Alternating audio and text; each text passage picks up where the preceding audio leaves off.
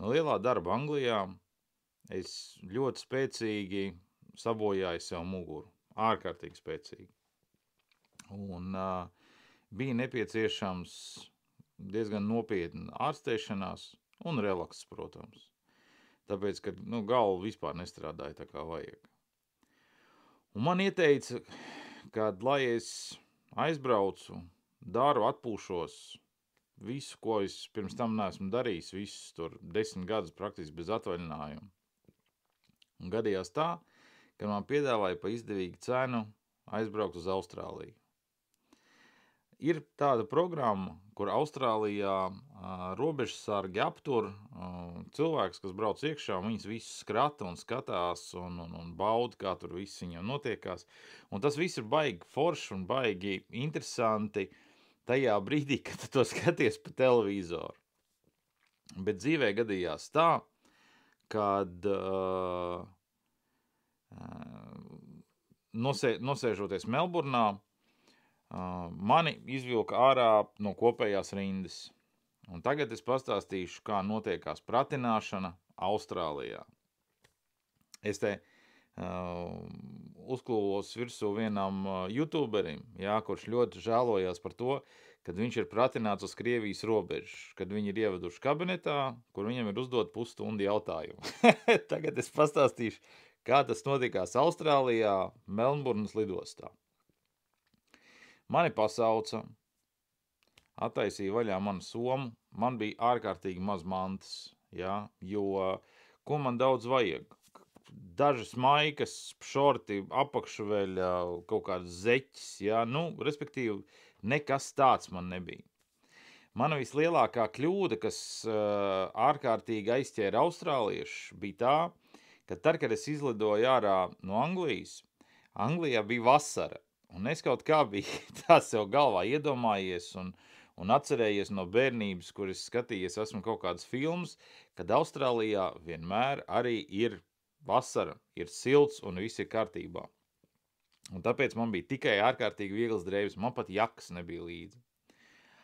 Austrālijā izrādās tādā mirklī jau ir ziema, tur viss jau notiekās. Viņiem ziema nav, protams, tāda kā ziema, bet tur ap 10-15 grādiem, respektīvi šortās skraidīt apkārt, sevišķi tad, kad saules nav, nebija tas foršākais. Bet līdz tam mēs vēl nonāksim. Man attaisīja vaļā, un Austrālijas muitniekiem, viņiem ir tāda fīča, kad viņi tevi var apskatīt pilnīgi visu, respektīvi tur viss, kas tev ir datorā, viss, kas tev ir telefonā, visus kontaktus, sarakstes, visu. Ja tu tik līdz kaut ko atsaki viņiem, tā viņi momentāli atsaka tev iebraukšanu iekšā Austrālijā. Man vispār bez vārda runas. Lūk, tāpēc un vienot sakot, mana meita bija atsūtījusi kaut kādu laiku atpakaļ fotogrāfiju, kur viņa gultā sēž pidžamā kopā ar savu kaķīti. Un es biju saglabājis to fotogrāfiju, un viņa stāvēja uz datoru. Un viņi, attaisot vaļā datoru, pirmo fotogrāfiju, ko ierauga, ir nepilngadīgs bērns gultā pidžamā ar kaķa rokā. Tie, kas zina angļu valodu, tie sapratīs, kad kaķis rokā tas ir tāda vārdu spēle. Lūk, un te sākās. Vienvārds sakot, mani ieveda iekšā atsevišķā istabā. Istabā neatradās nekas cits, kā metālisks galds, kas bija, es nezinu, piemetināts vai pieskrovēts pie grīdas. Tur bija 3 plastmasas krēsli no caurspīdīgas plasmasas. 2 krēsli stāvēja, tā kā attais vaļā durvis uzreiz 2 stāv ar skatu uz sienu un 1 no tās puses ar skatu uz šo. Pa vidu galdam ir piemetināta klāt metāliska caurule, kura, kā pēc tam es uzzināju, kad, ja tev liek rokas dzelžos, tad caur to cauruli, caur apakšai izbāž ārā rokas dzelžus, lai tu nevarētu rokas pacelt uz augšu, viņi tev... Lūk, mani sāka pratināt. Man bija jāatbild, nāca iekšā, es tiešām neatceros kaut kādi, vismaz 5 dažādi cilvēki, kuri uzdeva apmēram viens un tos pašus jautājumus, neviens nekur neko nepierakstīja.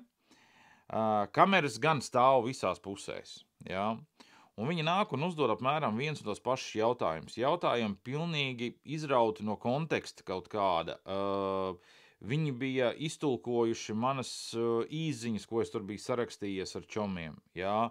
Viņi bija izskatījuši visas manas fotogrāfijas. Viņi bija visu, un tas viss man bija jāatbild. Pašās beigās notikās sekojošais. Ienāca iekšā dāma un kungs, formās, protams. Un viņi lika man noģērbt nos drēbes. Es noģērbu drēbes, bet, paliku apakšbiksēs.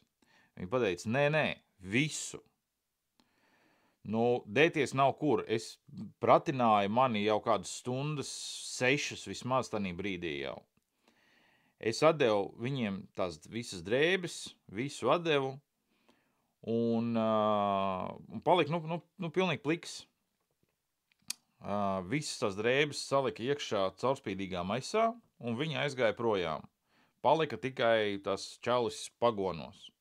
Tad ienāca otrs čalis pagonos iekšā, un viņš man parādīja, kas man ir jādara. Un, respektīvi, jādara man bija kas. Man bija jānotupjās, tā kā, es nezinu, kā pareizāk tas saucās. Jāpietupjās, jā. Un jāklapo. Jātaisa, šitāds te bija, ja? Un tad, kad viņam likās, ka es klepoju nepietiekami dziļi, tad viņš ļoti dusmīgā balsī tādā nostājošā bļāva, ka man ir vēl dziļāk jāklapo. Un, respektīvi, tas viss bija jādara, kamēr es esmu noliecies ceļos. Es visu to izdarīju, man ļāva tad apsēsties, un te es sēžu tagad tajā pusmetāliskajā istabā, pilnīgi pliks, un tad sāka nākt iekšā citi cilvēki, kurus es nebiju pirms tam redzējis, un uzdeva vēl vairāk viskaut kādus jautājumus. Protams, pirmais jautājums, ka priekš kam tu šeit esi atbraucis, ko tu šeit gribi darīt, kāpēc tev līdzi ir tādas drēbes, kas ir šitajās fotogrāfijās, kāpēc tu 2 gadu atpakaļ aizrakstīji kaut kādu tur īziņu. Vienmēr sakot, viss šitais te murgs ilga, tanī brīdī man likās dienām. Lūk, un tad, kad viss tas beidzās, man atnes atpakaļ manas drēbes, man atļāva apģērbties, es apģērbos, un atnāca viena kundze, kas izrādījās, viņa ir poliete, un atnāca viens čalis, kas ir austrālietis. Un viņai rokā bija mans telefons, un viņa sāka tur šķirstīt, uzdot vēl randomus jautājumus, un viņai tagad bija tāds jautājums, kurš man pilnīgi izsit no sliedes ārā. Un tas jautājums bija sekojošs. Viņa saka, vai tev ir vēl kaut ko mums pateikt, pirms mēs tev izraidīsim no Austrālijas? Es domāju, jūs nopietni, es neesmu neko noziedzies. Šis ceļojums man izmaksāja praktiski visu to naudu, kas man bija sakrāta priekš kaut kādiem NZ tērējumiem, jā. Viss tas ceļojuma ilgums, tāpēc, ka es nevarēju nopirkt kaut kādus, tādus nosacīt lētos reisus, jā, un atlidot ātri. Man tas lidojums ilga vairāk nekā 30 stundas, jā. Mēs Dubajas lidostā nosēdējām, es nezinu, pie 10 stundām.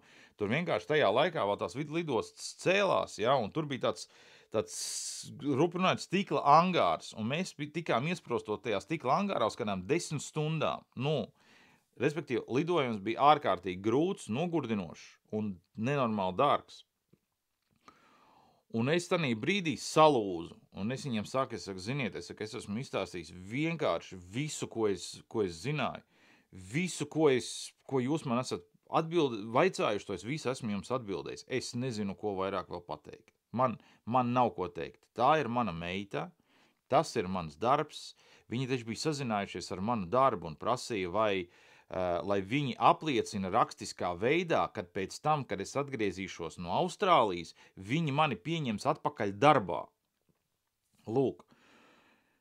Tagad tas viss murgs beidzās, viņi piecēlās, aizgāja projām, un tad es tur nosēdēju, jau apģērbies, es tur nosēdēju, nezinu, vēl kādu pusstundu, bet ļoti grūti bija saprast laiku, jo ne pulksteņi, ne telefonu, nekas nav. Tas vienkārši ieslēgts iekšā tanī krātiņā. Lūk, un tad attaisījās vaļā durvis, un man pateica, nāc.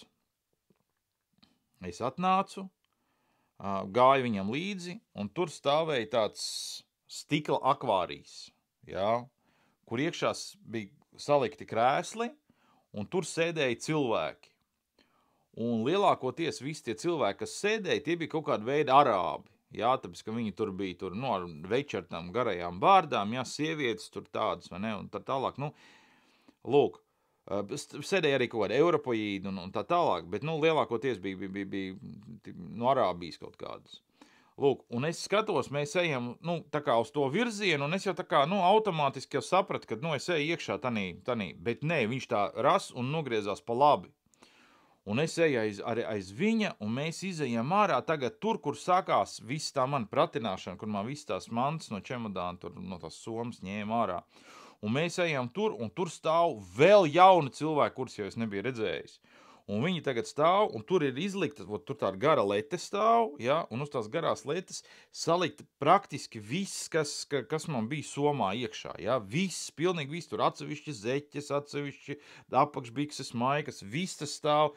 Mana soma sagriezta, pilnībā sagriezta, ja, respektīvi izgriezt ārā visa iekšējā odere, viss atgrieztas, tur roktur, ja, atgriezts vaļā, tas rokturs viss bija. Lūk. Un es tagad pienāk pie turienes klāt, es tagad stāvu, tagad skatos, un tagad man tā sieviete pienāk klāt, jā, kas, tā polieta, vai ne, un viņa saka, davai, priekš kam to šeit atbrauc? Un es atkal izstāstīju visu tieši to pašu, to, kad es biju samaitais muguru, to, ka es strādāju visus tos gadus bez atvaļinājumiem, viss, vai ne, to, ka es tagad eju ārstēšanās kursus, un to, ka es esmu atbraucis vienkārši atpūsties no visa. Un man viņi tur aizgāja, pagriezās tur ar muguru pret manīm, viņi tur trietā kaut ko parunāja, viņi pagriezās, atdeva man dokumentus, un tāds, ar tādu smaiņu pateica, welcome.